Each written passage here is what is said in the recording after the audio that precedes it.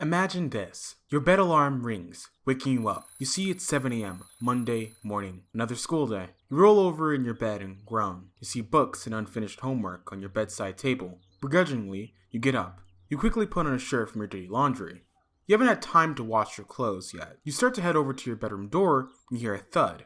You go to your window and push back the curtains and you see your best friend, geared up, floating outside your window. They have a mask in their hand and smirk at you. You know, why worry about class when we can be heroes? Today, viewers, your average everyday queer host is going to be talking about Masks, a new generation, a Powered by the Apocalypse engineered game. Masks is a Powered by the Apocalypse RPG that focuses on teenage superheroes wrestling with the issues of identity. It's a combination of figuring out the mundane lives of teenagers while also balancing out superpowers.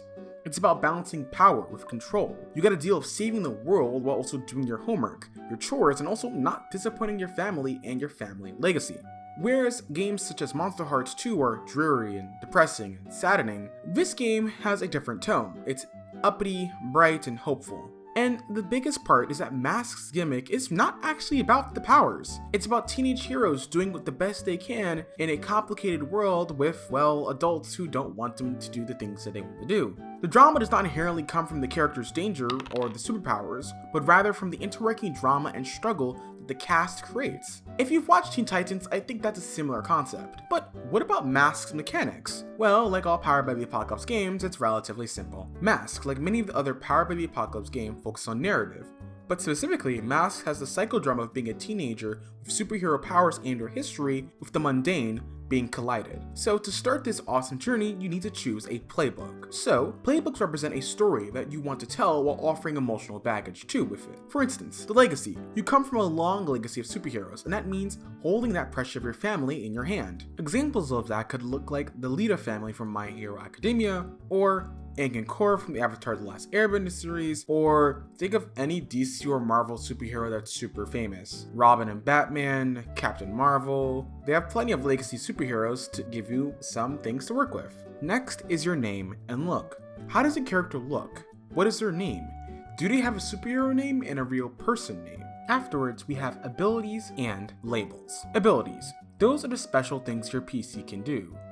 Abilities can be anything from shooting flaming balls of fire out of your hand to telekinesis or to disabling other people's superpowers. There's a whole list of them in each of the playbooks as well as expanded playbooks. Simply put, you're allowed to choose however many abilities you want depending on, say, the playbook in hand. But the highlight of Masks isn't about the abilities, but rather the labels. Labels are how you understand your PC, and specifically how your player character understands their self-image, and how that changes over time. And there are 5 labels. First, danger. It's how dangerous you see yourself or how risky you think your character might be. Freak. It's how strange or unusual or unique or bizarre your character sees themselves. Savior. How self-sacrificing and humble your character might be. Superior. How smart and capable you think you are. And finally, mundane. How normal, empathetic, and or understanding you might see yourself. All of these labels can shift depending on influences, say, from adults, or the environment, or through loss. There are several things that influence the character's labels throughout the play, and ultimately depend upon the moves that are used upon you, whether GM-wise or player-wise. Another way to shift your labels is through influence. Influence is what represents the hold as an individual such entity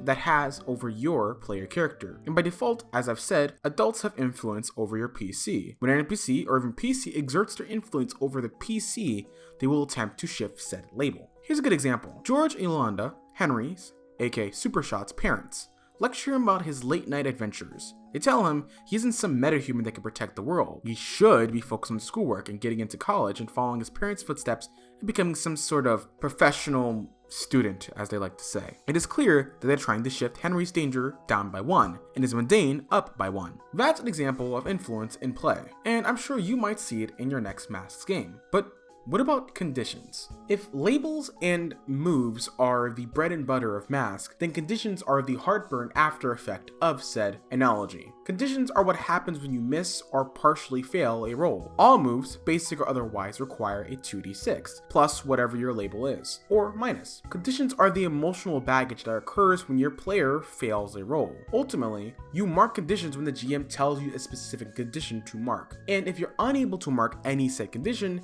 then you are taken out of the scene entirely, and you are brought back into the scene depending on the GM discretion. But I'm sure you're wondering, so how do I clear a condition? Well, to clear a condition, you must take an action related to said condition. There are 5 conditions: angry, afraid, guilty, hopeless, and insecure. Any of these can be triggered if you fail a roll. Here's a good example of that in play. You're playing the playbook Reformed, a character who was originally a villain, but that's now turned over to the good side. Your character's name is Vera.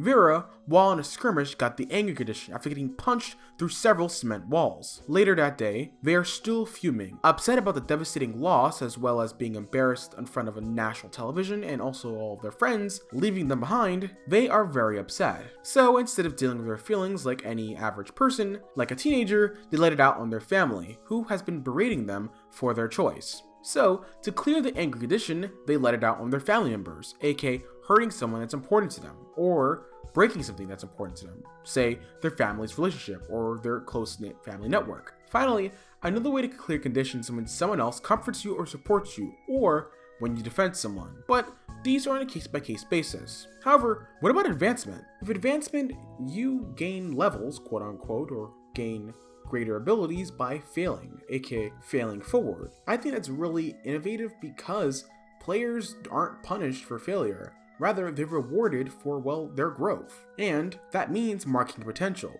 You have to mark potential 5 times to advance. As soon as you mark it the 5th, you clear your track and you can take an advance. There are several things you can take, and I'm not going to go into all the specific ones, but know that some of the things you unlock could be super powerful, especially narrative. In fact, I think the most powerful thing you unlock is the moment of truth. The moment of truth is when you take the narrative in your own hands. Instead of the GM, you, reading off what it says in your playbook, utilize that to create the narrative in question. Maybe you're fighting a big bad evil guy, and you finally unlock your moment of truth. From there, you can describe how you kick butt and ultimately become a better person in the end. And through the moment of truth, a lot of key story moments can happen that are both really fun and interesting, which I think is what makes Masks extremely unique. Rather than punishing players for failure, when you fail, you advance slowly but surely, indicating your character's growth and maturity from being a dweeby teenager to being a grown adult who can save people. And that's only some of the things you can do with advancement. When someone permanently loses influence over you is one thing you can use advancements towards. Or when you lock a label where it cannot be changed anymore, meaning your character's personality trait for that specific stat is permanent. Or when you retire your character, maybe your character decides, hey, I don't want to be a superhero anymore, which is a perfectly valid narrative reason if you and the players agree upon that. And finally, it's when you become the paragon of the city, aka you're no longer a young dweeby hero, but now an official superhero. But how the hell do you run this? Well, the GM section of the core book is super expansive, detailing at the start of chapter 7 all the way up to around chapter 10 or 11. And there's over 80 pages of GM material talking about villain moves, GM moves, the principle of the game, creating NPCs, game flow, as well as how this might differ from, say, a D&D 5e game. However, there's a lot here. It can be super overwhelming for GMs.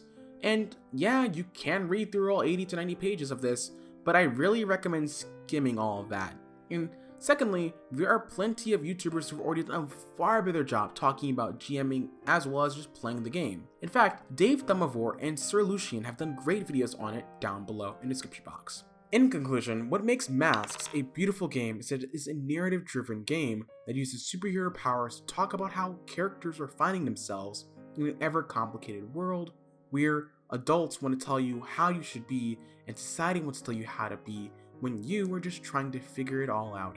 The complicated world of balancing school, work, and your superhero powers. In fact, from Masks' core book itself, it states, because these stories of young heroes and their superpowers and their battles are about regular human drama, writ big and large and loud, they're melodramatic and they're engaging and they're over the top, and if you invest even a bit of yourself, you'll get sucked in. And I sure did. Because there's nothing more worrisome than being told you're something you're not, being told that you can't do it, and being told that you have to be this kind of way. For a lot of us growing up, And for a lot of people currently watching this, that might be you. And I think Masks allows you to explore those feelings, desires, and fears all through the lives of a superhero in training. But as someone who's also training to be a better GM, I have a video about Powered by the Apocalypse games that might be helpful for all of those who are learning the mechanics.